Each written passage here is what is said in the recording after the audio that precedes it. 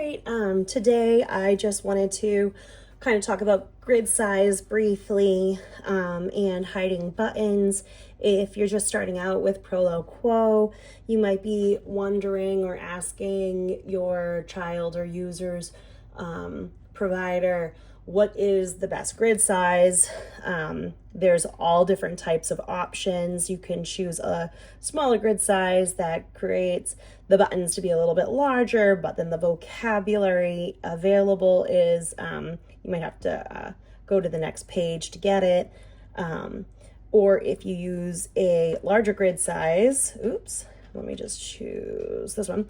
If you use a larger grid size, you have a lot more available that you could see at one time, but it can be kind of intimidating for new users. So one way you can minimize the visual clutter is you can hide buttons. If you click this little crayon or pencil, you will open up the edit mode and you can hide words that might not be in your user's toolbox yet. So you can click, let's say we want to hide some of these things. So I remember when my son was first starting out, we weren't using all of this vocabulary. We were kind of focusing on want, like, need, stop and go, help was a good one, eat was a good one. But these other items, we weren't just using them yet. So you click the buttons that you want to hide. You go to visibility. Right now it's under normal. And you can click dimmed, which will have the buttons still there. You won't be able to click on them, but you can still see them. I still find that pretty visually cluttering to me. I don't know if that's like proper speak for that, but that's the way I think of it. I would prefer going back to hide the buttons that we're not using yet. So now this is a little less visually cluttered. It can be less distracting to users who struggle with visual processing or fine motor difficulty. And you can gradually introduce the vocab back at the user's pace.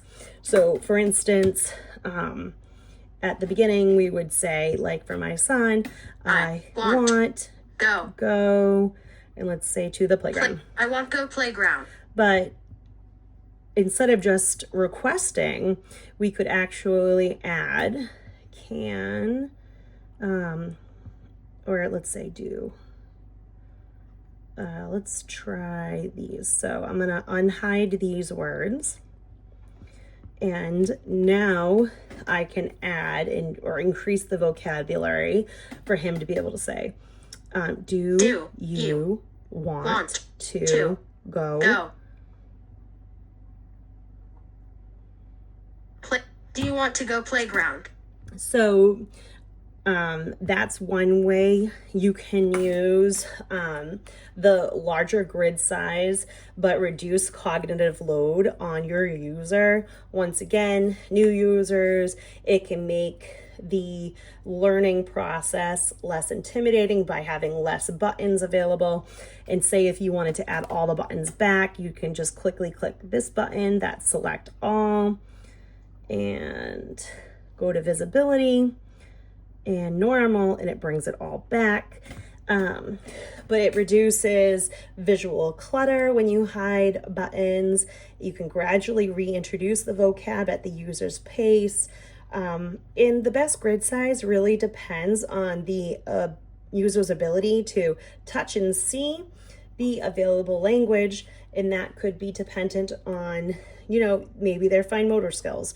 But when we first started out with my son, he quickly outgrew this layout. So I wish in hindsight we had just started with the larger grid size and hid the buttons and introduced them at his pace.